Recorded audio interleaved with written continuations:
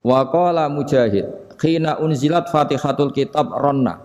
Fastama indahu asyayatin. Jadi ketika Fatihah itu turun, iblis itu terkapar lah kira-kira. Sampai dijenguk banyak setan. Jadi kamarnya di ICU lah kira-kira gitu kalau sekarang itu. Entah Covid entah enggak tahu. Pokoknya di ICU sampai dijenguk banyak setan. Enggak tahu bawa apa enggak tahu. Pokoknya dijenguk banyak setan. Ono yang nyangoni karena ini apa? Ketuanya apa? Pingsan, sakit.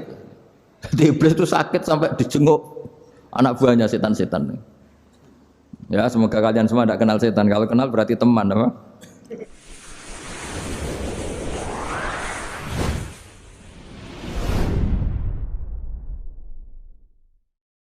Assalamualaikum warahmatullahi wabarakatuh. Alhamdulillahirobbilalamin wassalatu wassalamu ala asrofil anbiya wal mursalin wa ala alihi washabihi ajmain amma ba'du. Sahabat beriman yang dirahmati Allah Subhanahu wa taala, kembali berjumpa lagi dengan saya Al-Baribur channel yang menyajikan konten-konten Islami, konten-konten yang menarik untuk kita jadikan bekal dalam kehidupan beragama. Oke sahabat semua, dalam kesempatan kali ini kami akan membagikan sebuah konten video yang masih dibawakan oleh beliau Gus Bah atau Kiai Haji Baharudin Nur Salim. Yang pada kesempatan kali ini beliau masih ngaji bareng Grab, yaitu sebuah perusahaan besar yang menangani ojek online atau pengiriman barang atau lebih tepatnya paket. Dalam video ini beliau juga menyampaikan betapa mudahnya kita beribadah, yaitu cukup dengan perjalanan.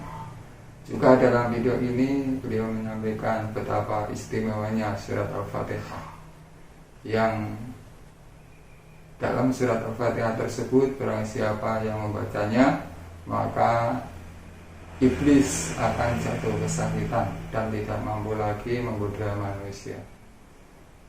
Begitulah keistimewaan surat dari Al-Fatihah yang beliau sampaikan.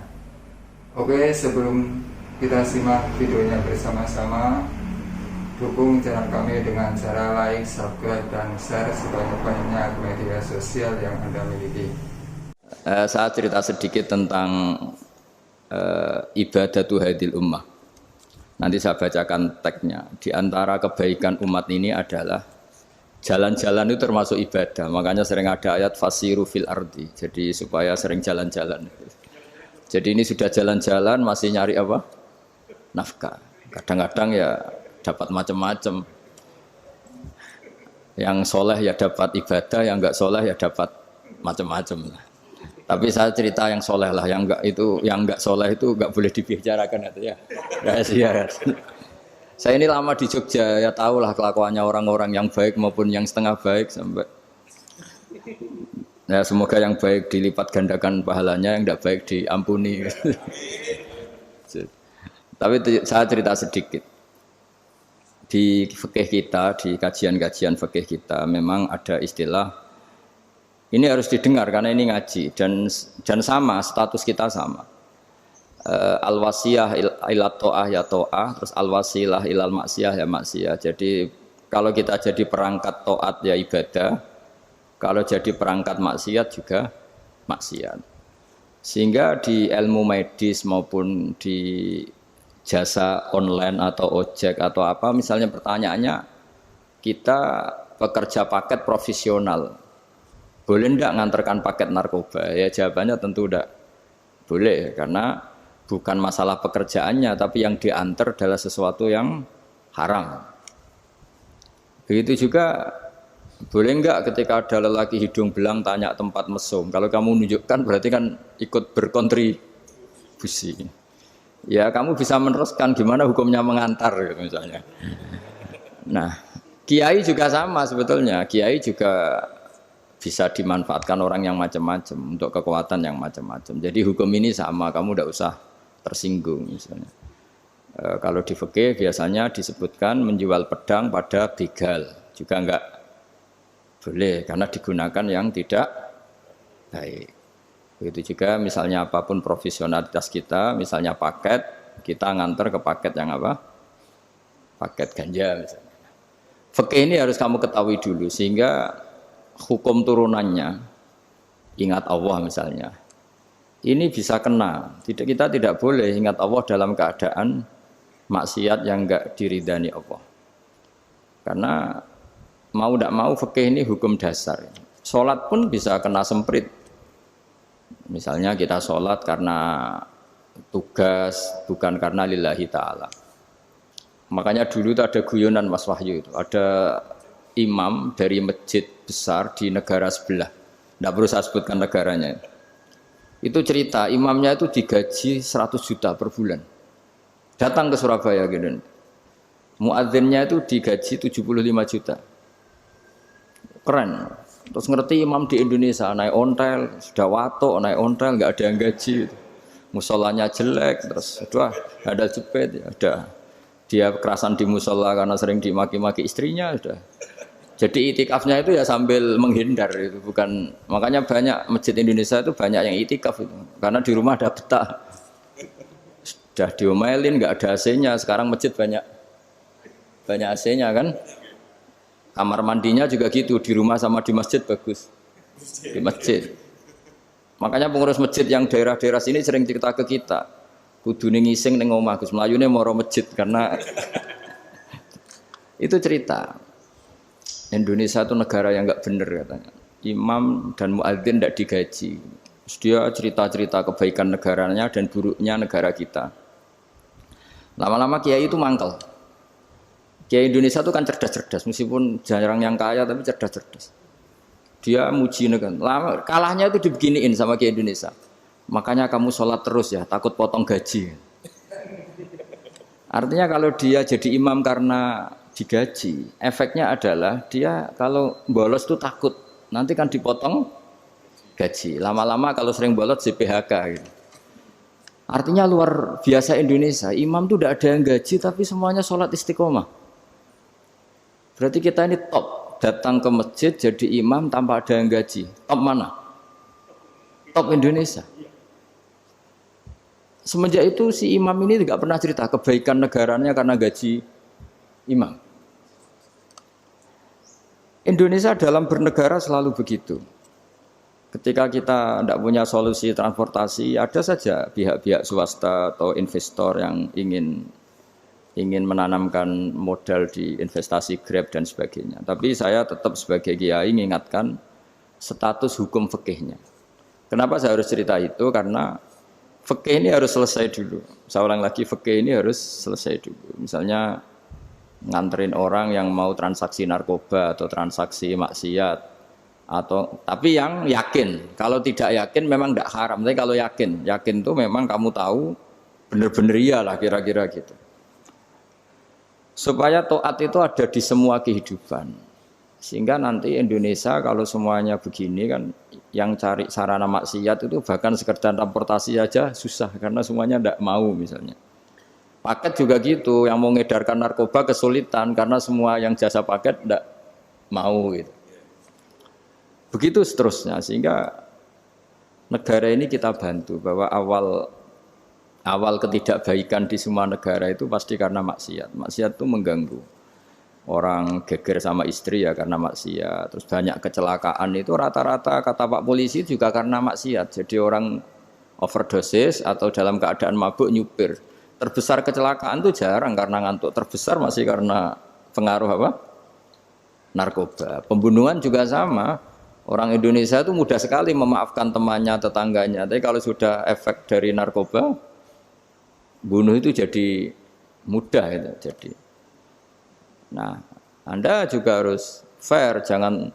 Tapi yang penting saya profesional nganter, gitu. Nggak mau tahu dia latar. Meskipun kita tidak boleh neliti orang ya, nggak boleh tajasus, nggak boleh neliti ini. Tapi yang jelas kamu tahu, yang jelas kamu tahu ya harus dihindari karena memang di semua profesi pekerjaan itu utamanya kata Rasulullah SAW itu memperhatikan halal haramnya.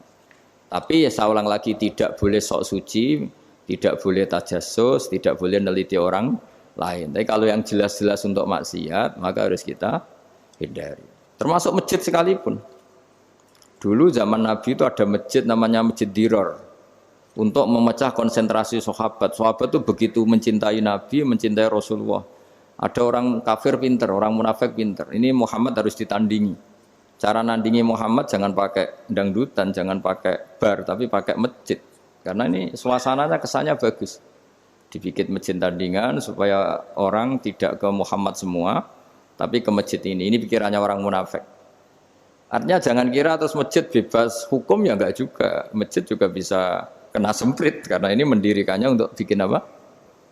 Tandingan, untuk bikin masjid diror, kalau istilahnya Quran masjid diror.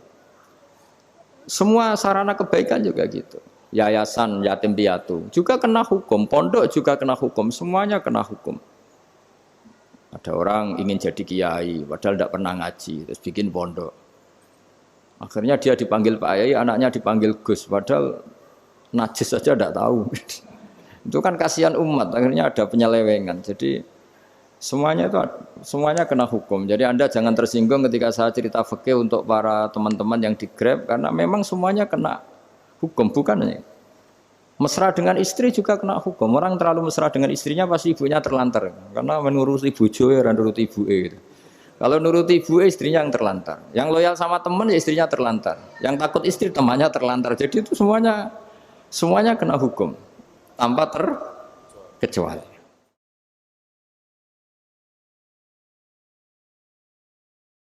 Nah, saya cerita sedikit tentang sholat karena orang-orang Grab ini banyak yang sholat, kemudian harus cepat-cepat. Dulu ketika sahabat punya imam yang lama sekali kalau sholat, sehingga si sahabat yang satu yang petani ini mufarokoh itu memisahkan diri, kemudian imamnya diselip. Itu boleh memang dalam fikih. Kamu niat mufarokoh dulu. Mufarokoh itu niat bahwa kamu memutus hubungan dengan imam, kemudian meneruskan sholat sendiri. Singkat cerita dua orang ini berdebat, Mu'ad sama Ar-Ra'i yang penggembala ini. Kamu munafik, sholat kok meninggalkan imam. Terus yang satu bilang kamu keterlaluan, sholatnya lama sekali. Singkat cerita dua orang ini lapor ke Rasulullah SAW. Uniknya Nabi itu membenarkan yang petani tadi. Kamu Mu'ad jadi masalah. Agama ini tidak boleh jadi problem. Kalau kamu ngimami orang jangan lama-lama. Di situ ada ibu-ibu yang ditunggui anaknya yang sedang menyusu, banyak petani yang nunggu macam-macam. Kayak pegawai POM ya ditunggu shift temannya, pegawai Indomaret juga gitu, apalagi Grab mungkin ditunggu penumpangnya macam-macam. Sehingga kebaikannya teman-teman yang kerja serabutan begini juga bergantung kebaikan imam tadi. Kalau sholat itu tidak boleh lama-lama, apalagi wiridan, sholatnya aja nggak boleh lama-lama, apalagi wiridannya. Nah, kadang-kadang orang ngira kebaikan tuh nggak ada sempritnya, ada juga. Sholat tuh ya disemprit sama Nabi. Kalau terlalu lama juga disalahkan karena nanti agama ini menjadi apa? Problem, menjadi problematika. Nah, termasuk kebaikan kita ketika membolehkan ya atau mentoleransi atau mendukung pekerjaan mulai Grab dan lain-lain adalah agama ini rahmatan lil alamin. Dulu ada seorang sahabat tanya, ya Rasulullah, boleh enggak kita ngegeng di perapatan gitu? Kata Nabi, ya jangan kalau bisa. Tapi kita harus natahaddasannya itu tempat kita jagungan di perapatan, di tempat-tempat umum lagi, di halte, Terus kata Nabi, enggak apa-apa, tapi fa'atut thoriq haqqaha. Kamu harus memberikan hak jalan itu. Apa hak jalan itu? Satu, kamu amar ma'ruf, kalau bisa ya nahi mungkar, kemudian bikin suasana orang lainnya menjadi aman. Nah ini yang catatan. Kalau hitung saja, yang ikut Grab itu berapa ribu? Nah, ini tuh energi besar kalau di atas 100 ribu. Hitung ya teman-teman di Grab 100 ribu. 100 ribu ini kalau soleh semua atau setengah soleh lah, kalau soleh banget keberatan ya soleh setengah soleh. Itu ada. Ini sudah saya pikir, ada kebaikan yang menyebar di seluruh Nusantara yang berjumlah 100 ribu. Ini luar biasa. Ada kecelakaan dia menolong pertama, ada pemerkosaan menolong pertama, mungkin ada pencurian, ada apa. Maka kata Nabi, kamu kalau harus di jalan, itu kamu berkontribusi amar ma'ruf nahi mungkar. Saya sering ke Jogja karena saya mulai 98 di Jogja. Ya sering di terminal malam-malam. Saya ketika kecil itu sering diceritain orang nggak berani ke terminal ini banyak preman, nggak boleh ke terminal ini karena banyak preman. Ya mulai dari Sumatera, Jawa, hampir seluruh Indonesia. Kalau jam sekian sampai sekian sudah nggak berani karena banyak apa? Preman. Itu uniknya preman-preman itu selain dulu ditangani tentara dan polisi, itu urusan negara ya kali itu dan kita ngapresiasi. Itu hilangnya yang permanen itu bukan saja ditangani ABRI dan polisi, TNI dan polisi, tapi ditangani kultur. Banyak mulai orang soleh, santri dagangan di situ, ada ojek mangkal di situ, supir taksi mangkal di situ. Terus di sini orang-orang soleh yang menghalau ketika ada perempuan digoda atau perempuan dicopet atau apa. Terus lama-lama jadi kultur bahwa kebaikan ini dominan. Setelah kebaikan dominan ini otomatis menyingkir sedikit demi sedikit. Jadi selain negara ini harus melakukan sesuatu yang seharusnya, yaitu menjaga masyarakat dari kriminalitas, sebetulnya yang paling awet dan paling mudah dilakukan itu tadi, kebaikan harus menjadi kultur bersama. Sehingga kalau terminal kemudian ada mbak-mbak jilbaban yang dagang, terus pak-paknya soleh, ada musola yang hidup, ojeknya juga gitu, terus supir taksinya, lalu kebaikan ini menjadi nilai bersama. Saking jadi nilai bersama, ibu-ibu yang takut atas dirinya, nggak ngojek kecuali Pak ini karena terkenal amanah, nggak naksi kecuali Pak ini karena terkenal amanah. Dan kita Indonesia itu ingin seperti itu sehingga amanah ini menjadi nilai bersama dan otomatis menjadi keamanan bersama. Corong Jawa itu tego nitipno anake karena dijamin aman, tego nitipkan istrinya juga karena dijamin aman. Nah kalau kebaikan ini juga menjadi satu nilai jual dan kita bisa mengawal secara serius itu alhamdulillah betul.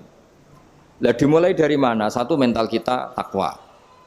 Kedua, sistem sosial bahwa kita terkoneksi oleh indukan ya, juga terkoneksi oleh kepolisian. Maksudnya karena kita terdaftar, kalau ada anak hilang kan tinggal ini yang bawa wahyu misalnya.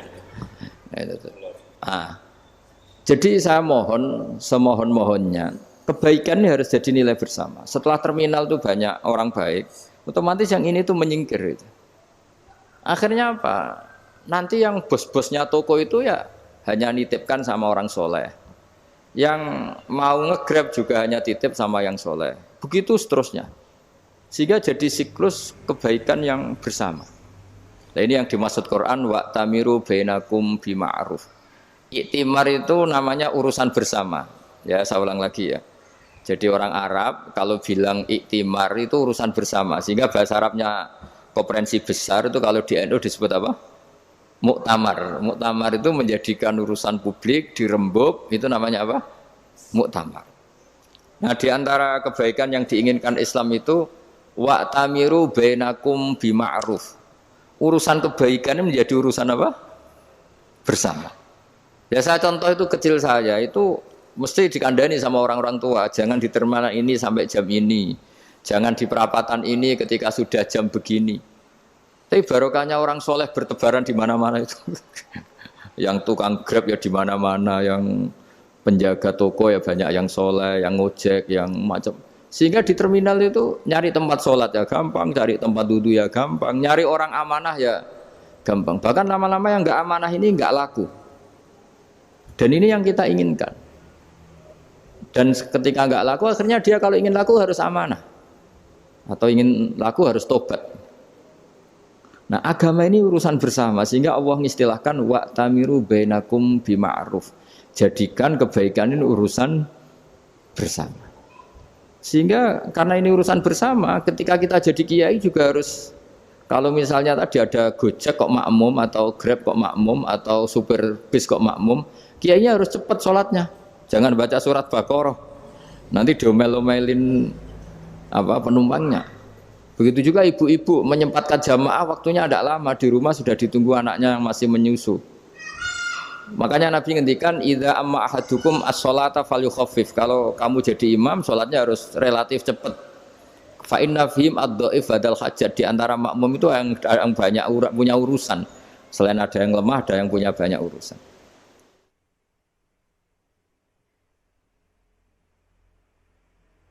Nah, terus ketiga, masalah kekayaan hati.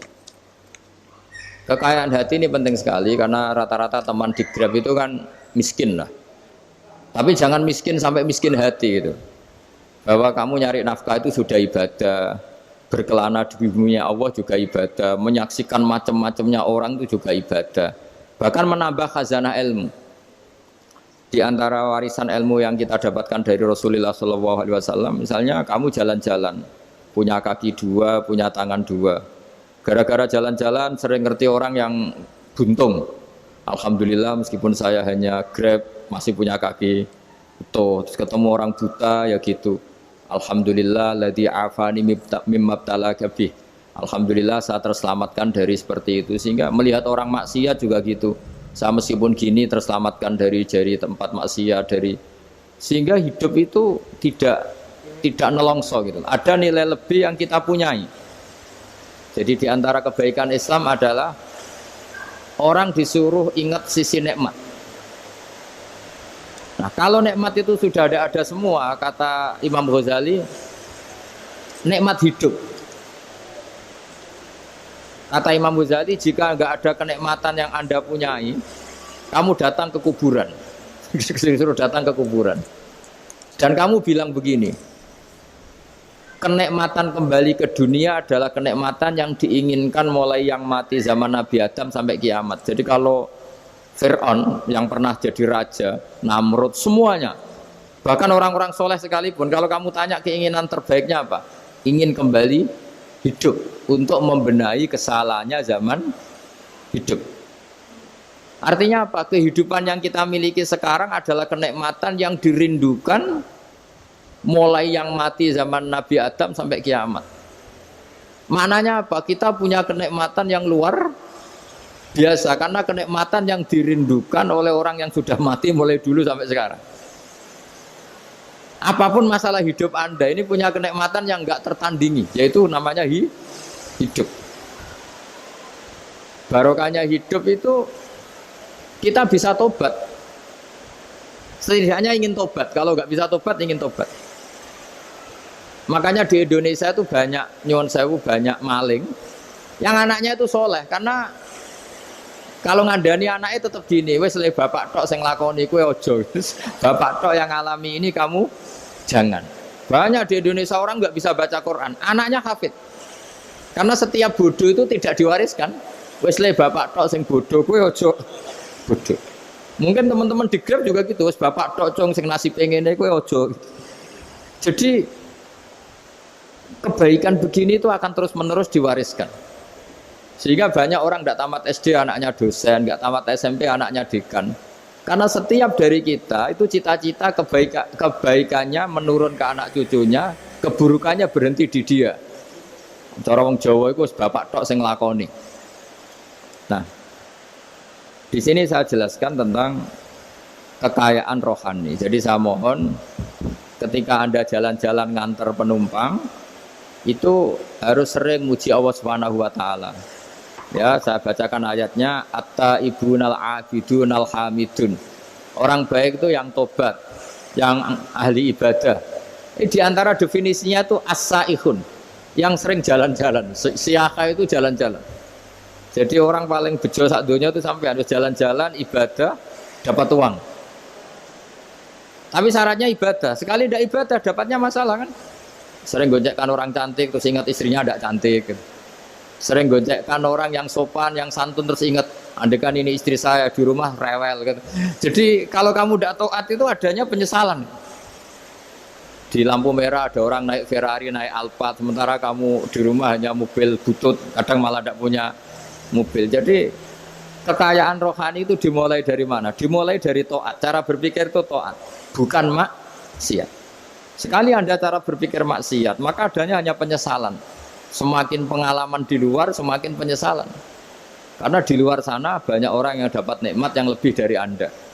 Tapi sekali Anda taat, kamu akan mensyukuri apa yang Anda miliki dan tidak pernah ingin sama yang dimiliki orang lain. Sehingga orang-orang yang sering pergi itu sama Allah dipuji. Jadi tidak ada nabi kecuali di antara ibadahnya itu jalan-jalan. Fasiru fil ardi. Sehingga semua nabi itu mesti pernah melakukan perjalanan internasional.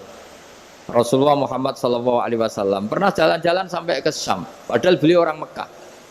Nabi Ibrahim yang orang Syam pernah perjalanan sampai ke Mekah. Karena di antara kearifan itu ya dimulai dari apa? Jalan-jalan tadi. Kamu ngerti orang yang macam-macam. Makanya di antara kebaikan umatku kata Nabi itu siyahafil ard, sering berkelana. Tapi tentu untuk mengambil pelajaran. At-taibunal abidunal hamidun as-saihun. Nah, agama mensupport itu. Sehingga kata Nabi, jika ada orang kok sholat qobliyah, ba'diyah semuanya di masjid, sama Nabi ditegur, la taj'alu buyutakum kuburan. Rumah kamu jangan jadikan kuburan, harus dapat jatah apa? Sholat. Kata ulama, kalau ada orang sering sholat di satu titik, itu ditegur. Kamu harus ganti titik yang lain supaya saksi bahwa kamu di bumi sholat itu banyak. Jadi kita ya punya nilai positif juga tentang apa? Karena kita sering siyahah, kalau bahasa Arabnya itu sering keluyuran, saksi kita kebaikan juga banyak. Tapi pesan saya paling pokok tadi ya, jadikan komunitas kebaikan itu punya nilai jual. Syukur-syukur fid dunya hasanah wa fil akhirati hasanah. Ya kita bersyukurlah di Indonesia itu. Saya masih ingat kecil saya itu ya sekitar saya umur 15-14 tahun. Setiap mau pergi itu pesannya orang-orang yang sering pergi itu jangan masuk terminal jam ini di perapatan ini, karena yang namanya preman itu dulu dominan. Sekarang buat sampai jam 2 ada orang pakai jilbab, kadang ya orang pakai peci, yang nggak pakai peci pun ke musola sholat terus. Yes, pokoknya kebaikan itu jadi komunitas dan jadi nilai jual. Bahkan tadi misalnya ibu-ibu yang pergi malam itu kan mesti ada orang-orang yang jadi langganannya karena terkenal apa? Amanah. Yang dititipi anak juga pilih orang yang terkenal apa? Amanah.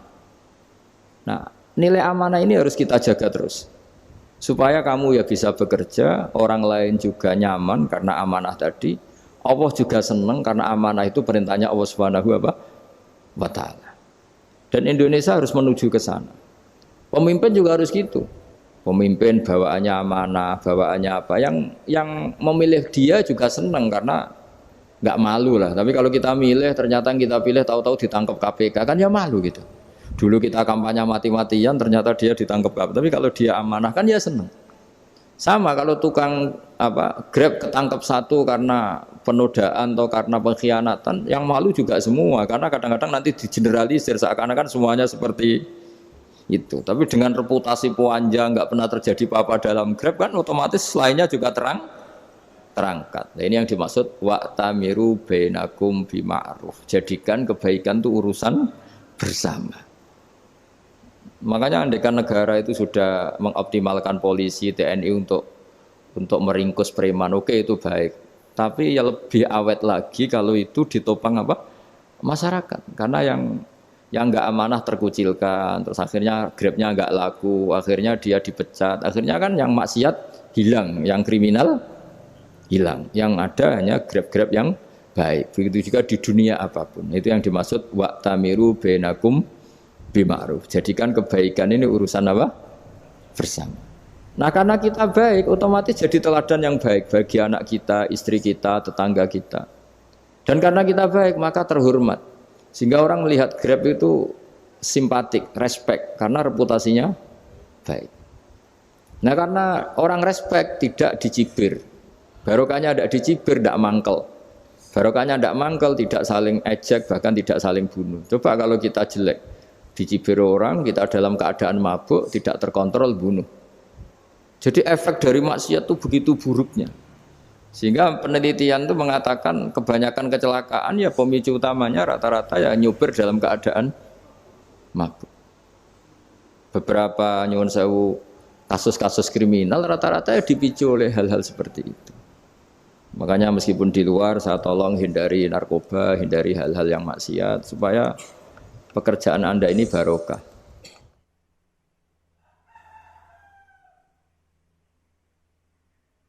Kemudian yang terakhir saya beri ijazah tentang Al-Fatihah ya, karena ini surat yang populer.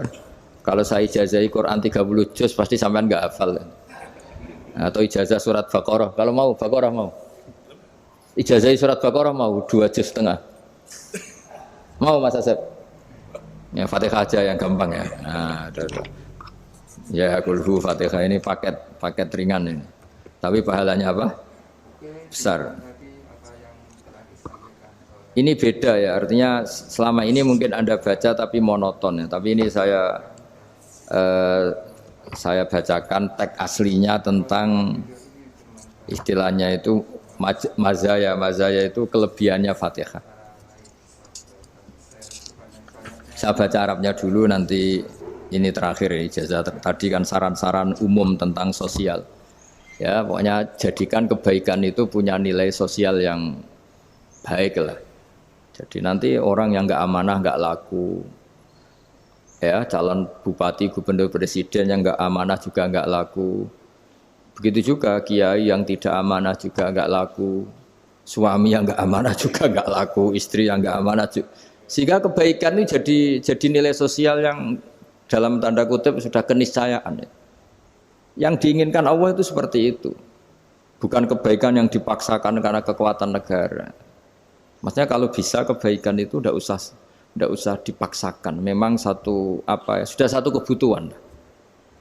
Kayak cerita-cerita di negara maju itu, bahkan apapun jatuh itu nggak ada yang ngambil apa itu. Makanya gambarannya Mekah Medina kan gitu kan, barang jatuh nggak ada yang berani apa ngambil. Itu saking sudah jadi sistem. Sehingga banyak negara di Eropa itu yang sampai nggak punya tentara, nggak punya polisi karena kebaikan itu sudah. Nah kita kan masih capek, polisinya aja capek, apalagi masyarakatnya, karena kebaikan itu belum jadi nilai bersama. Nah kita selain ditopang negara, ada polisi, ada tentara, itu kita usahakan kebaikan itu jadi nilai bersama. Tadi wa'tamiru bainakum bima'ruf. Dan kita punya reputasi yang bagus dalam bab ini. Saya masih ingat kecil saya itu yang jilbaban hanya keluarga kiai. Sekarang rata-rata masyarakat itu jilbaban. Dulu yang sekolah SMP, SMA itu jilbaban kadang dulu malah dilarang ya, harus sama seperti itu seragamnya. Sekarang sudah boleh. Dan nyaman. Lama-lama yang dapat simpatik ya yang pakai pakaian model tertutup seperti itu. Lama-lama gamane cara wong golek mantu ya golek yang seperti itu daripada yang blodor. Lama-lama jadi nilai bersama. Ya ingin saya seperti itulah. Di terminal juga sama. Orang mau makan cari warung yang kelihatan ada ayat kursinya, pakai jilbab, atau paling enggak dia enggak mungkin lah nyuguhkan yang tiren atau yang haram. Kan ada garansi sosial, ada apa? Ada garansi apa? Sosial dengan penampilan yang soleh itu kan, masa iya nyuguhkan oplosan babi itu misalnya itu. Jadi nilai sosial itu harus benar-benar jadi nilai yang, sehingga negara biar enggak capek-capek itu. Polisi juga gak capek kan karena tugasnya corong Jawa mau ngawat-ngawati tok, tapi sudah tidak perlu tegang karena kebaikan sudah jadi nilai bersama. Ya ingat-ingat ya ayatnya tadi wa'tamiru bainakum bima'ruf. Jadi kebaikan itu harus jadi nilai bersama. Iktimar itu menjadi urusan bersama. Makanya kalau kita rapat besar disebut apa? Muktamar. Muktamar itu urusan bersama. Ya tadi imamnya sholat juga menopang Gojek karena enggak lama-lama nopang Grab, nopang Kernet, nopang penjaga Indomaret, penjaga bensin, pom bensin. Lah dia hanya punya waktu 5 menit terus imamnya baca Baqarah kan. Iya imamnya mursyid, mungkin dia tambah lama tambah dapat aplaus dari muhibbinnya, tapi makmumnya dia tambah lama tambah dapat penghormatan dari pecintanya, tapi kitanya wah khusyuk wali kan, dia dapat status naik lah, kita yang sudah tidak ikut jadi wali diganggu apa pekerjaannya. Kalau ada imam seperti itu sampai mufarokoh saja, niat ya Allah sampai sini saja saya makmum orang itu, silakan orang itu punya urusan sendiri dengan jenengan ya sudah, atau salib saja apa. Nah, itu boleh kalau dalam fikih namanya apa? Mufarokoh. Mufarokoh itu niat, tapi kamu jangan langsung selonong mufarokoh, niat dulu pamit sama Allah bahwa sekarang mau mufarokoh. Ya, tapi ya jadi sholat yang aneh kan, imamnya masih rukuk, kamu terus sujud, terus apa-apa selesai ya. Mungkin dalam pandangan itu orang lain ini maksudnya makmum gimana ini kok begini. Tapi sudahlah Allah Maha tahu.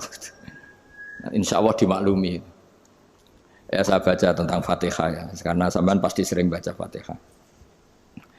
Supaya apa sekaligus jadi jimat lah gitu. Jadi Kalau kamu sering di jalan-jalan yang mungkin sepi atau mungkin kan tidak semua teman Grab itu nasibnya bagus yang di Semarang Jogja.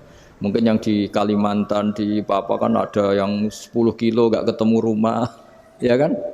Ya lihat di TV-TV itu kan kasihan kan. Sudah 10 kilo gak ketemu rumah, penumpangnya kuwekar preman tuh kan. Ini makan orang enggak kan gitu. Kan ujiannya dua. Kalau penumpangnya cantik itu ya kecoba syahwat, kalau preman takut. Jadi orang itu selalu ujian itu. Sing sedengan itu kan jarang orang itu. Jadi kalau penumpangnya perempuan cantik ujiannya itu syahwat, kalau preman ujiannya ketakutan. Kalau orang yang lemah bawa uang ujiannya kamu ingin garong. Jadi hidup itu memang semuanya ujian. Liyabluwakum ayyukum ahsanu amala. Makanya saya sering ditanya oleh teman-teman, Gus, nah ujiannya kenal wong wedok elek piye sama? Kenal wong ayu ujiannya syahwat, kenal wong elek ujiannya ngenyek, itu sama-sama dosa. Syahwat ya dosa, ngenyek juga dosa. Wah elek keriting untune metu ya dosa ngomong gitu. Kadang-kadang orang berpikir enak kancanan wong elek gak dosa. Kata siapa kancanan wong elek itu ya dosa karena bawaannya ngenyek. Ngenyek itu menyepelekan itu. Makanya saya itu ya nggak mau berteman sampean. Nanti kan bawaannya ngenyek atau seneng ya tidak tahu saya. Ya sudah ada takdir saja kalau ketemu ya tak ulang ngaji gitu. Tapi ini ngaji terakhir, setelah ini ngaji biasa aja, tidak usah resmi gini. Ngaji kok resmi aneh. Pokoknya nanti suatu saat kalau pandemi sudah berlalu saya akan ngaji Rebone, lalu ini ngaji. Ini ngaji yang kurang bagus karena ngatur kiai kurang berkah ini. Nanti tapi ya lumayan lah masih mau ngaji. Ngaji kok tanggal ini jam ini. Sekarang suatu saat kamu tak panggil, Mas Wahyu datang ke sini jam ini tidak mesti bisa. Mungkin pas ada acara apa, maaf ke sini pas ngecek pas apa. Gitu. Jadi ya sudah tapi tak maafkan enggak apa-apa. Takdir ya. Tak bacakan supaya sampean tahu keramatnya bismillah. Nah, sebelum saya bacakan bismillah Fatihah tak beritahu tentang ilmu tafsirnya karena ini penting sekali.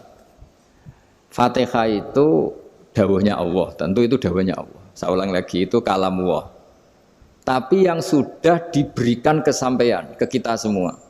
Sehingga seakan-akan itu menjadi dawuhnya kita ke Allah. Jangan salah loh ya. Fatihah itu dawuh Allah tapi sudah diberikan ke kita. Sehingga posisi kita itu yang punya itu. Nah kenapa ini perlu dijelaskan? Karena nanti ada kalimat iyyaka na'budu wa iyyaka nasta'in. Kalau itu masih kalam Allah, berarti Allah ngomong ke kamu, ngendikan ke kamu, kepadamu aku menyembah. Masa Allah menyembah kamu? Nah sehingga ilmu tafsir itu menyelesaikan itu dulu ya. Saya ulang lagi ya, sebelum sampean sering baca Fatihah, aku yakin ya sering baca. Tapi barokahnya tidak paham itu tidak pernah janggal. Enggak paham itu ya penting supaya ada iskal, tidak janggal. Sebetulnya di kalimat itu ada yang janggal. Kalau Fatihah itu kalimatnya Allah atau kalam Allah, bagaimana dengan kata-kata iyyaka na'budu? Masa Allah ngendikan ke kita, kepadamu kami menyembah. Masa Allah menyembah kita? Maka penyelesaiannya secara ilmu tafsir gimana? Semua ulama mengatakan, bukan satu dua, semuanya mengatakan di Fatihah itu semuanya diberi kawalan kalimat. Saya ulang lagi ya, di Fatihah itu semuanya diberi awalan kalimat qulu, katakan wahai hambaku begini. Ya, katakan wahai hambaku begini. Nah, begini ini pelajaran dari Allah yang sudah diberikan ke kita. Terus kita mengatakan bismillahirrahmanirrahim, alhamdulillahirabbil, termasuk kita mengatakan iyyaka na'budu wa iyyaka nasta'in. Jangan bayangkan Allah ngendikan ke kita. Kalau Allah ngendikan kita berarti gini, hei wahyu ihdinas siratal mustaqim, tunjukkan saya jalan yang benar. Nah nanti kamu terus, ya Allah Anda aja minta tolong saya minta tolong siapa kan, jadi panjang kan. Ya saya ulang lagi ya, jadi itu di ulumul Quran diterangkan gimana sebelum baca Fatihah ya. Fatihah itu kalamullah, ngendikane Allah, tapi yang sudah diajarkan ke kita dan sudah milik kita, sehingga kalimat itu menjadi milik kita. Tapi ya kalamullah, tetap kalamullah, tapi sudah menjadi milik kita. Sudah paham ya? Ya pinter nah. Ya, karena kalau tanpa penjelasan seperti ini, Anda akan iskal. Bagaimana Allah iskal itu janggal? Bagaimana Allah mengatakan iya karena butuh? Kan jadi aneh ya? Ya, jadi tak jelaskan secara ilmiah ya. Jadi kata ulama-ulama tafsir, ayat-ayat Quran seperti ini sebetulnya dimulai dari qulu apa? Meskipun enggak dilafatkan. Itu kan sama dengan qul huwallahu ahad Muhammad, katakan kalau Tuhan itu satu. Ya namanya Quran itu kan kalam Allah, membina nabinya, membina umatnya. Makanya dikatakan atau enggak di sini tersembunyi kata qulu, katakan. Ya. Jadi ya ibarat apa itu? Kamu ngajari anak kamu lah. Le, panggil jenengan bapak kulo. Itu maksudnya anak itu, kalimat itu kalimat kamu, tapi kamu ajarkan ke anak kamu. Terus anak kamu bilang, Pak jenengan bapak kulo.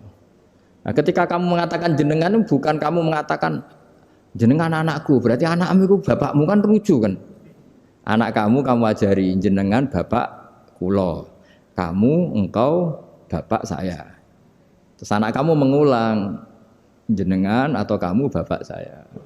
Berarti itu kalimat yang kamu ajarkan, tapi sekarang sudah milik anak kamu. Kalau itu kalimat kamu kan lucu, masa anak kamu bilang bapak. Nah itu seperti itu. Jadi ulama memberi solusi atau jawaban iyyaka na'budu wa iya, itu sebelumnya ada kata-kata qulu, katakan wahai hambaku, hubungan kamu dengan saya adalah katakan iyyaka na'budu wa iyyaka nasta'in. Terus hubungan kamu dengan saya katakan juga dalam doamu ihdinas siratal mustaqim. Jelas ya, jadi itu kalam Allah yang sudah milik kita karena diajarkan Allah untuk kita. Dong ya. Ya dong, gak jelas gak. Tapi bagus gak jelas itu bagus. Kalau kamu jelas gak jadi digrab, jadi gubernur. Min azimi fadliha kasratu asma'iha wa fadail ukhra. Ini cerita dramatisnya surat Al-Fatihah. Qala Abu Hurairah radhiyallahu anhu inna iblisa ranna khina unsitat al-Fatihah. Jadi iblis itu begitu kesakitan. Ini kitab Abu Abul Farad karangannya Sayyid Muhammad Alawi, juga kutipan dari beberapa kitab. Yang jelas beliau sendiri juga ngutip dari beberapa riwayat di beberapa hadis. Halaman 123. Ketika Fatihah turun itu iblis kesakitan. Kayak orang sakit gigi lah, tersiksa sisanya karena turunnya surat apa? Al-Fatihah. Artinya kalau Anda baca Fatihah dijiwai, maka Anda melemahkan setan, melemahkan iblis. Wa qala Mujahid, khina unzilat Fatihatul Kitab ronna fastama indahu asyayatin. Jadi ketika Fatihah itu turun, iblis itu terkapar lah kira-kira. Sampai dijenguk banyak setan. Jadi kamarnya di ICU lah kira-kira gitu kalau sekarang itu. Entah Covid entah enggak tahu, pokoknya di ICU sampai dijenguk banyak setan. Enggak tahu bawa apa enggak tahu, pokoknya dijenguk banyak setan. Ono yang nyangoni karena ini apa? Ketuanya apa? Pingsan, sakit. Jadi iblis itu sakit sampai dijenguk anak buahnya setan-setan. Ya, semoga kalian semua tidak kenal setan. Kalau kenal berarti teman, apa? Wa qalu misla dzalik. Wa qala lahum laisa mimma taquluna syai'un walakin unzilat suratun laisa ajru qailiha illa an harrama alaihi nar jahannam. Saya ini bukan sakit fisik kata iblis. Kamu tidak usah jenguk saya, datangkan dokter terbaik, tidak usah. Saya ini tidak sakit fisik. Saya ini sakit karena ada surat yang diturunkan, yang pahala yang melafatkan surat itu pasti selamat dari neraka. Padahal misi terbesar saya ini supaya manusia masuk neraka. Sekarang punya tamengnya. Wah pusing kan?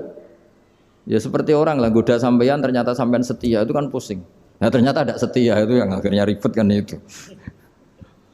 Jadi iblis itu cita-cita terbesarnya kan semua orang itu masuk neraka. Nah sekarang turun satu surat yang gara-gara surat itu siapapun yang baca dijamin selamat dari neraka. Jadi walakin unzilat suratun laisa ajru qailiha illa an harramallahu alaihi nar jahannam.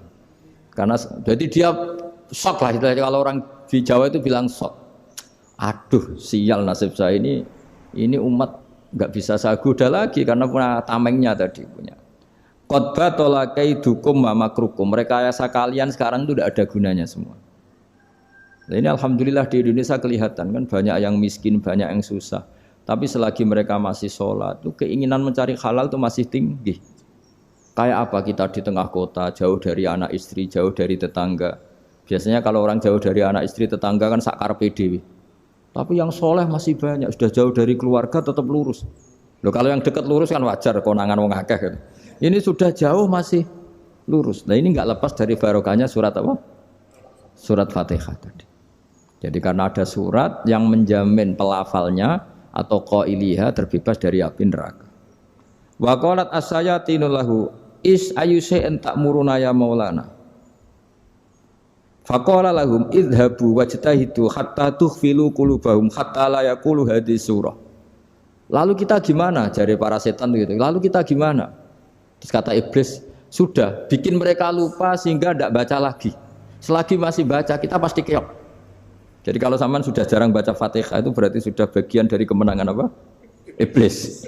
Jadi kalau sampean sudah jarang baca Fatihah itu berarti bagian dari kekalahan Anda, kemenangan iblis. Masih sering baca? Berapa kali?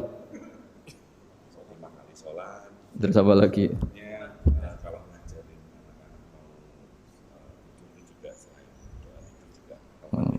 Kok 5 kali tok itu?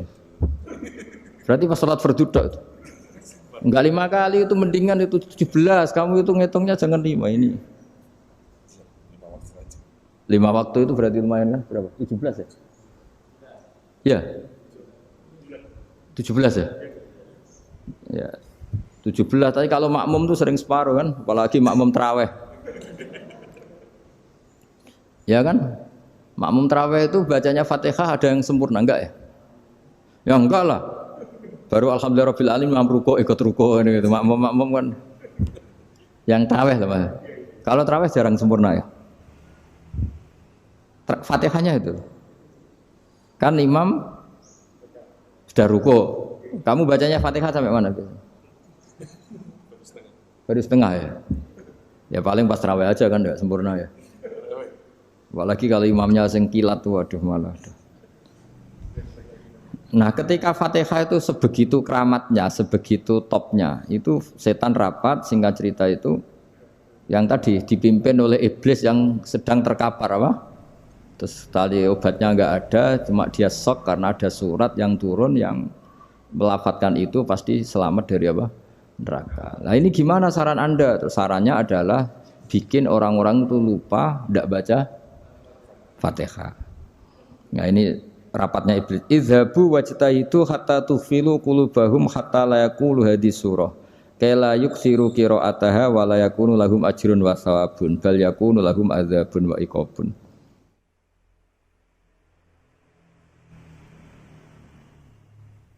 Jadi saya mohon selama ini Anda sudah baca, tapi mungkin hanya rutin saja. Napa rutin? Saja. Jadi barokahnya ngaji ini kamu punya kekuatan atau punya semangat membaca karena ini surat yang luar biasa. Ibarat gini, kalau sampean tanya, saya juga sering mikir, masa Gus hanya surat kok punya kekuatan seperti itu? Di dunia ini kata Allah, mulai Nabi Adam sampai kiamat, nggak ada yang bisa menandingi kekuatan kalimah. Kalimah itu kata-kata. Nggak ada yang bisa menandingi kata-kata. Misalnya Anda nge-Grab, berangkat istri cuek, berangkat cuek. Itu beda dengan ketika meskipun satu kalimat. Wes Pak, muga-muga dilindungi pangeran, mugi-mugi jenengan selamat. Itu menjadi teduh dan semangatnya luar biasa karena kayak mendapat support. Jadi kira-kira kalimat itu hubungannya kita dengan Allah Fatihah itu seperti itu. Kamu melafadzkan satu kata-kata yang dibenarkan langit bumi, dibenarkan aras, dibenarkan malaikat, dibenarkan semua penghuni di dunia ini. Sehingga itu efeknya luar biasa. Itu seperti gini ya, kamu cerai sama istri, terus nikah lagi katut babon. 10 tahun anak kamu dididik, ibunya benci kamu. Dan memang Anda layak dibenci. Duwidek. Dan sampai nggak pernah manggil kamu Pak. Suatu saat, kamu tentu rindu kan, ingin dipanggil Bapak oleh anak kamu. Suatu saat anak ini manggil kamu Pak E. Wah itu senengnya bukan main. Hanya sebuah kata-kata. Makanya kadang-kadang orang itu tanya sama kiai, ijazah lafadz ini gunanya apa sih? Itu ijazah-ijazah itu untaian kata-kata. Yang kata-kata ini dibenarkan langit dan bumi dan aras dan para malaikat sehingga efeknya itu luar. Nah ibarat seperti itulah. Kamu melafadzkan Fatihah itu melafadzkan kata-kata yang dibenarkan Allah dan Rasul dan semua malaikat, semua penghuni langit. Maka ini efeknya pasti luar. Nah di sini lah orang-orang dulu itu tahu keramatnya itu sehingga ketika melawan Belanda, melawan Jepang dulu itu kalimat-kalimat itu menjadi mantra yang luar biasa. Doa yang luar biasa. Tapi di era modern karena orang sudah tidak ngerti itu, dianggap itu mantra, jimat, khurafat, bid'ah, waduh ribet menemal. Sebetulnya tidak seperti itu. Memang kata-kata ini kekuatannya luar biasa. Sama kesakitan hati kamu juga karena itu. Ngojek wangilan. Lha Pak di bojo kok kowe gagah tok kere. Wah, iku seling terus mesti. Padahal kalimat itu kan tidak melukai secara fisik, tapi apa kerjanya sesuk sarah-sarasen. Karena terus dengan pengadilan seperti itu kan, ngapain kerja demi perempuan yang seperti ini? Lagi-lagi kata-kata ini luar. Nah bayangkan kalau kata-kata itu adalah kalimat yang diajarkan Allah lewat Rasulnya, lewat malaikat Jibril. Kayak apa kekuatannya itu? Nah, kira-kira Fatihah itu gitu. Kalimat yang baik, kalimatan thayyibah diajarkan oleh Allah dan Rasul, kayak apa kira-kira kekuatannya? Pasti luar biasa. Wong support yang dikatakan istri kita, anak kita aja luar biasa, apalagi ini support yang diajarkan Allah dan Rasul. Ya makanya saya mohon kalau baca Fatihah, baca kalimat-kalimat thayyibah ketika sholat itu dijiwai. Ya misalnya Rabbana lakal hamdu mil'us samawati wa mil'ul ardi wa mil'u ma syi'ta min syai'im. Engkau zat yang layak dipuji dan pujian ini memenuhi langit dan bumi. Karena kita tahu nggak ada sejengkal di alam raya ini kecuali di situ ada rahmat Allah. Misalnya kamu bisa lewat sampai rumah saya, kamu mungkin anggap biasa saja. Coba kalau ngalami likuifaksi, tahu-tahu bumi ini ambles, bisa ngelewati yang likuifaksi itu luar. Tanyakan orang pernah ngalami likuifaksi di Sulawesi, itu melihat bumi bisa diinjak gak ambles itu, wah luar. Dan sampean nggak ngalami itu sehingga lewat bumi ya biasa aja. Coba kalau ngalami seperti tidur, ya biasa aja.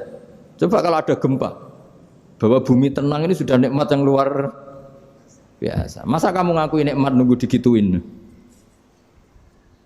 Ya kan? Nah, itu. Makanya baca Fatihah dijiwai lah, bahwa ini kalimat yang luar biasa. Nah, saya teruskan ya.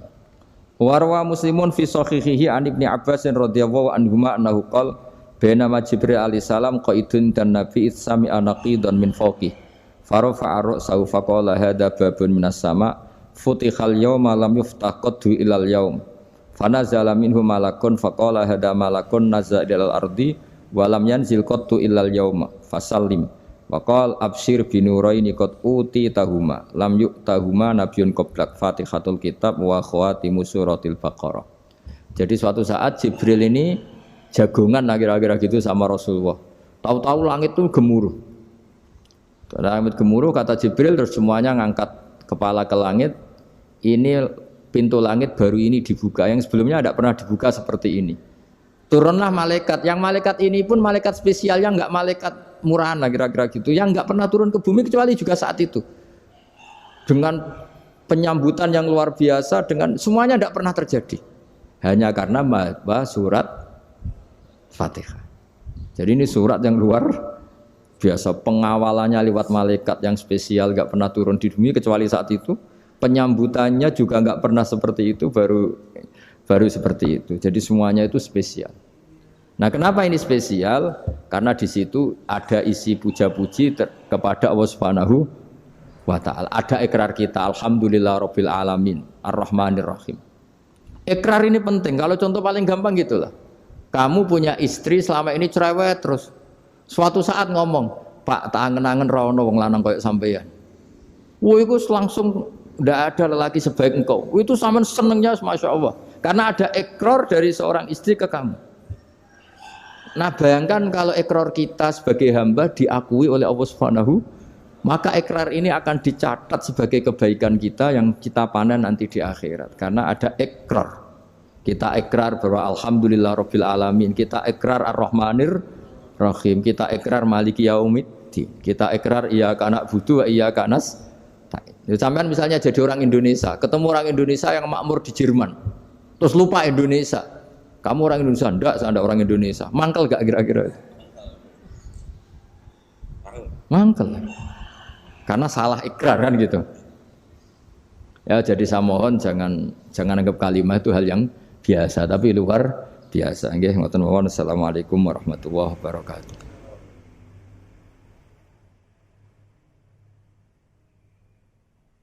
Saya berkali-kali kampanye di mana-mana lah, kampanye dan menganjurkan. Di antara catatan dalam Suhufi Ibrahim wa Musa kan ada kan di Quran itu yang dinamakan lampiran-lampiran wasiatnya Nabi Ibrahim dan Nabi apa? Musa. Itu di antara catatannya begini. Orang yang punya akal itu adalah orang yang bisa menikmati sesuatu yang baik. Misalnya gini, contoh gampang gini. Kamu punya anak pertama atau punya anak yang masih kecil. Itu gendong tuh senangnya bukan main. Melihat anak sehat tuh senangnya bukan main. Mungkin saat itu banyak orang yang sedang maksiat dengan perempuan nakal atau dengan teman-teman nakalnya. Yang nganggap seperti itu tidak nikmat. Tapi andaikan ini ditimbang ya ditimbang. Yang maksiat betulan, misalnya paling ukuran bahagianya itu 70%. Tapi yang ini, yang nimang anak baru lahir atau masih kecil, corong Jawa ngeloni anak, bisa saja bahagianya itu sampai 100%. Artinya selama ini kesalahan kita adalah nganggep maksiat itu pasti menyenangkan dan taat itu tidak menyenangkan. Makanya saya berkali-kali fatwa, untuk melawan kenikmatan maksiat, orang harus terbiasa menikmati taat, menikmati kebaikan. Jangan kira kita nimang istri nikmat, nimang anak nikmat, ketemu teman yang lama tidak ketemu juga nikmat. Artinya kita akan melewati berjam-jam untuk jagungan sama teman, sama anak, sama istri. Dan itu harus kamu nikmati supaya mengganti tidak berkebutuhan nikmat yang lewat jalur maksiat. Jadi saya mohon sarana-sarana yang menyenangkan itu, yang taat itu kita maksimalkan. Makanya bapak saya itu sering pesen, kowe nak ngaji sing guyon, sing seneng. Nganti wong maksiat itu karena cari kesenangan. Coba kalau kesenangan itu sudah didapatkan saat taat, maka tidak butuh lagi kesenangan yang berbentuk maksiat. Makanya orang-orang wali dulu kalau sudah sholat itu gak bisa berhenti karena merasa nikmat. Makanya Nabi pernah ngendikan wa qurratu aini fi sholat, nyaman saya itu kalau sedang sholat. Itu tadi. Bayangkan kalau besok itu pasti mati. Makanya latihannya harus gitu. Bayangkan besok itu pasti mati. Berarti itu hari terakhir kamu. Ya, hari dengan merasa hari terakhir itu kalau kamu maksiat kan malu. Waduh, saya mati pas. Makanya sholli sholata muwaddiin. Kamu sholat seakan-akan itu sholat terakhir. Dan bayangkan akhirat itu wa'mal li akhiratika ka'annaka tamutu, dan bayangkan akhirat itu besok kamu mati. Sehingga ketemu istri ya seneng karena ini pertemuan terakhir. Ketemu anak ya seneng ini pertemuan terakhir. Sholat juga tenanan karena ini sholat terakhir. Sehingga kalau mau maksiat tuh takut, jangan-jangan ini kehidupan saya terakhir kok tak pakai seperti ini. Nah, jadi di antara resepnya itu apa tadi? Nganggep ya ibadah itu menyenangkan. Nah, gitu. Terus pinter. Mudah-mudahan apa yang disampaikan dalam video ini bermanfaat untuk kalian. Oke, satu pertanyaan lagi, Gus. Ini ada pertanyaan dari teman-teman mitra driver Grab. Saat mengantarkan barang, tiba-tiba azan waktu sholat, ya, Gus. Lalu kita sebagai driver harus sholat dulu atau menyelesaikan orderan dulu karena itu juga amanah kan orderannya itu. Mungkin nganter barang atau mungkin nganterin penumpang. Mengingat barang tersebut sudah ditunggu pemiliknya dan penumpang tersebut juga sudah ada janji yang lain, pokoknya gitu. Nyuwun pencerahannya, Gus, gitu. Begini ya, ini kan fikih sosial ya. Saya jawab, ini memang harus pakai fikih, nggak pakai rasa. Saya ulang lagi, pakai fikih, nggak pakai rasa. Waktu sholat itu kan banyak ya, diantaranya maghrib dan isya, duhur dan asar, terus subuh sendiri. Ya, ben sampean belajar fikih, orang belajar tasawuf ya. Nah, kalau subuh itu tidak ada toleransinya kalau waktunya sudah tinggal 10 menit karena tidak ada jamak. Ya, tidak ada apa? Jamak. Sehingga misalnya kalau kamu ngojek waktu tinggal 10 menit ya harus sholat. Tapi kalau sekedar dengar azan ya, ini penanyanya kayaknya itu teman kamu, jadi fikihnya kayak kamu, gak jelas.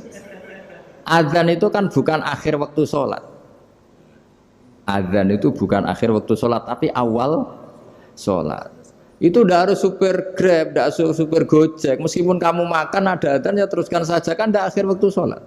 Anda menerima tamu, gendong anak, atau sedang nyupir, atau sedang bercengkrama sama teman. Kalau ada azan ya nggak apa-apa, misalnya diteruskan. Kan bukan akhir waktu sholat. Yang benar-benar harus ditinggalkan itu kalau waktu sholat misalnya tinggal 7 menit atau tinggal 8 menit. Waktu yang mau tidak mau kamu harus tasarrufkan, kamu peruntukkan sholat. Injury time itu sih. Injury time. Ya, gitu aja kok gak tahu ya. Nah, lalu misalnya, kalau pertanyaan tadi mestinya kelasnya itu kelas afdoliyah. Utamanya gimana? Kalau wajibnya belum ada karena kan waktunya masih panjang. Jadi pertanyaannya bukan wajibnya tapi sebaiknya karena ini semuanya belum mendesak kan. Andai kan kamu teruskan nganter barang kan tidak ada jaminan waktunya habis. Padahal kalau kamu memaksa sholat mungkin citra kamu sebagai supir Grab tidak baik karena dianggap mengabaikan konsumen. Nah, terus kedua menyangkut jarak. Oke seperti itu. Nah sekarang kalau pertanyaannya dibalik, makanya yang dibalik ini agak ribet. Waktu sholat tinggal 8 menit. Ada konsumen yang minta diantarkan saat itu dan acaranya ke mall happy-happy. Maka fatwa kita sebagai ahli fikih, ya tantang saja, saya mau sholat dulu. Kalau enggak sabar ya silakan cari yang lain. Kalau acaranya ke mall.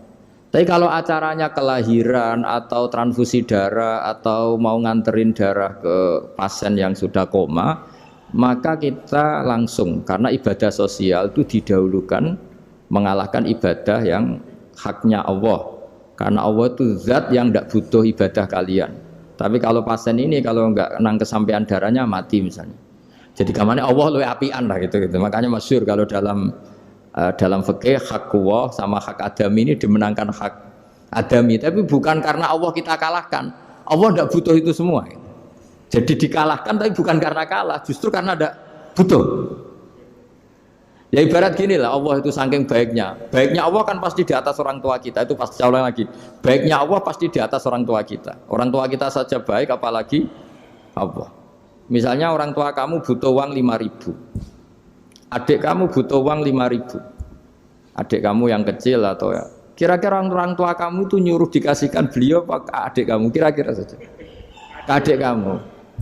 Nah Allah itu saking baiknya. Hal yang terkait Allah, misalnya tadi sholat tepat waktu sama ibadah sosial itu disuruh ibadah sosial karena ini kalau enggak kesampaian transfusi darahnya atau apalah atau kamu dokter yang harus mengurus operasi waktunya tinggal 5 menit kamu harus ngoperasi pasien dulu karena Allah bisa menerima sholat kamu. Nah tak terangkan lagi ini fikih terus. Lalu sholat yang apa? Kalau sholat itu antara maghrib dan isya dan nanti yang terlambat itu maghrib, kita ngikuti ulama yang mengatakan jika ada darurat maka maghrib dan isya boleh dijamak meskipun tidak atas nama pergi. Kan jarak kamu kan tidak jarak masafatu qasrin. Artinya apa? Misalnya saya dokter harus operasi, waktu saya tinggal 8 menit mau maghrib ternyata harus ada operasi. Kalau saya nggak nangani mati. Saya harus operasi. Dan nanti waktu saya maghrib habis itu tidak harus dikatakan qadha atau yang mengeluarkan maghrib dari waktunya. Bisa saja menurut ulama dianggap boleh dijamak takhir dengan isya. Karena kondisinya masih waktu jam'in. Begitu juga duhur dengan asar. Tapi kalau waktunya itu asar, tinggal 8 menit, kemudian harus ada operasi. Ya kita operasi. Waktu asar kita mundur sampai maghrib, namanya qadha yang dimaafkan Allah. Ya namanya tetap qadha karena asar gak bisa dijamak dengan maghrib. Jadi ini fikih ya. Jadi jawabnya harus jelimet. Jadi saya ulang lagi ya. Tadi kan pertanyaannya dengar adzan. Kalau adzan kan waktunya masih panjang. Apalagi misalnya maghrib kan waktunya kan taruh saja ada waktu seperempat Ternyata andaikan kamu antar hanya butuh waktu 7 menit kan nggak ngefek sama sekali. Saya nyanda lah. Nyanda. Gitu.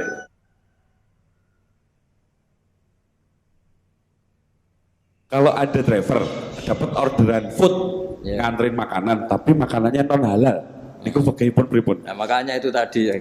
Kamu tahu betul kalau itu non halal loh? Kalau itu sudah tahu pasti non halal. Ya, daging Tyrannosaurus ngoten mungkin. Ya makanya tadi itu memang PR kita di semua profesi. Saya ulang lagi itu PR kita di semua profesi. Jadi Ya itu makanya pentingnya istighfar tuh di situ tuh sudah kita sebagai ulama menghalalkan tidak mungkin, mengharamkan kamu juga demo ini pekerjaan Gus. Tapi yang jelas itu tidak bisa dihindari. Ya sama lah seperti orang di bus itu. Kadang-kadang kan didoain semoga semua penumpang hasil ke tempat masing-masing dan kalau ada copet berarti kan doain copet juga hasil tujuannya. Jadi di semua profesi itu resikonya. Makanya tadi saya bicara tentang fikih. Kaidah umumnya menolong maksiat itu ya bagian dari maksiat, menolong taat itu bagian dari taat. Mau tidak mau harus ada hukumnya. Setidaknya barokahnya tahu hukum. Kalau kita salah belum istighfar gitu. Sudah salah nggak merasa salah gitu. Jadi barokahnya tahu hukum itu paling tidak kan kita ya istighfar lah. Kan ya tadi seperti paket misalnya kan ada saja orang paket yang jelas-jelas barangnya itu haram. Tapi atas nama profesionalitas kan mungkin tetap dikirimkan. Tapi barokahnya ngerti hukum, dia istighfar. Nah, tapi karena kalau kita menyarankan sudah ada usah pekerjaan yang lain banyak nanti kan rai-rai potongan tawakal dikandani ngono kan ya repot deh. Nah, kalau kita kiai guys, gak apa-apa, rezeki pangeran sugih. Ngono sampean kok harusnya ternuntut. Gus saya karena fatwa jenengan saya sekarang miskin ini gimana pertanggungjawabannya? Ya ribet kan? Tapi saya ulang lagi itu seninya ngelola kehidupan semuanya seperti itu. Jadi makanya kita nggak pernah berhenti berdoa Rabbana dzolamna anfusana karena dalam sisi semua hidup kita pasti ada unsur nggak benernya gitu. Ya saya ulang lagi pokoknya kaidah umumnya itu menolong taat itu ya ikut bagian dari taat, menolong maksiat ya bagian dari maksiat. Tapi ya tadi ya kita harus istighfar. Karena cuma tadi yang jelas-jelas maksiat dan kita tidak tajassus. Saya ulang lagi tidak tajassus itu neliti wong nanti jelimet. Jadi misalnya ada perempuan mau ngojek ke sini ya diantar saja, jangan tanya detail. Itu apanya Mbak? Hubungannya dengan kamu apanya? Wah ya ribet kalau jadi kepo. Jadi kepo ya tidak perlu gitu. Hanya sudah umumnya orang saja sudah. Nah, lama-lama juga gitu kalau ada bapak-bapak main itu ke siapa Pak? Tujuannya laki apa perempuan Pak? Surat nikah mana Pak? Surat nikah mana? Saya sudah nikah sangat. Oke, demikian tadi apa yang telah disampaikan oleh beliau Gus Baha. Mudah-mudahan apa yang disampaikan dalam video ini bermanfaat untuk kalian. Dan apabila video ini bermanfaat bagi kalian semua, silakan dukung channel kami dengan cara like, subscribe, dan share sebanyak-banyaknya media sosial yang Anda miliki. Sekian, Assalamualaikum warahmatullahi wabarakatuh.